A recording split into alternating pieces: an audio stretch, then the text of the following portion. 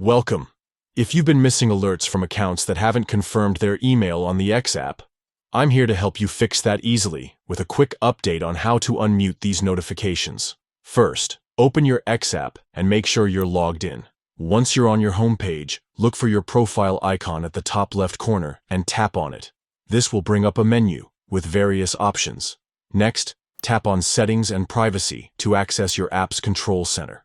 Inside, find and select the Notifications section. This is where you manage all your alerts.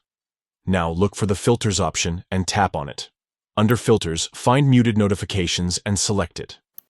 Here, you'll see a list of different filters applied to your notifications, including one labeled, Who haven't confirmed their email address. To unmute alerts from those accounts, simply uncheck the box next to this option. This action will immediately allow notifications from users whose email addresses aren't confirmed to show up again on your feed. By doing this, you won't miss out on any updates or interactions from a wider range of accounts, helping you stay more connected and informed on X. Remember, these settings can always be toggled back if you prefer to mute those notifications again. This gives you full control over what you see and hear in your app. That's all there is to it. Follow these steps anytime you want to adjust or refresh your notification preferences on X. Thanks for tuning in.